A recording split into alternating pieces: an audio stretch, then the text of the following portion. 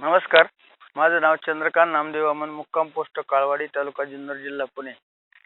मी पारस कंपनीचं mini sprinkler हा केळीसाठी हे केलं होतं, यूज केलं होतं. केळीचं आंतरपीक म्हणून वाटाणा घेतला.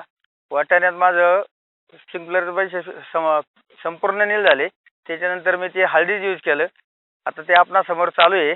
हळद माझी कमीत कमी 4.5 ते 5 फूट उंचीची झाली.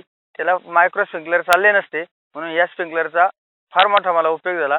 दुसरी गोष्ट, मार्केटमध्ये ही मिनी स्प्रिंकलर कुठल्याच कंपनीची अवेलेबल नाही. शिवाय त्याचे रेटसुद्धा वाजवी आहे.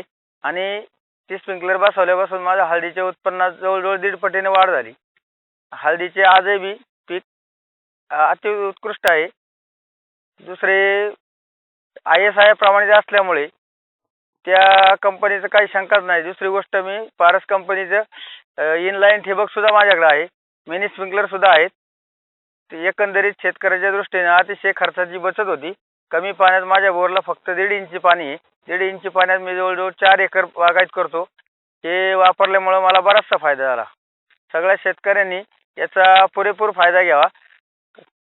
काही ठिकाणी प्रात्यक्षिक प्लॉट बघण्यासाठी जावं आणि निश्चित त्याचा 100% चांगला उपयोग होईल. भारनियमनामुळं सुद्धा याचा बराचसा उपयोग होतो. शिवाय आपल्या बोरला किंवा विहिरीला कमी पाणी असलं तरी कमी पाण्यात चांगलं उत्पन्न तयार होतं.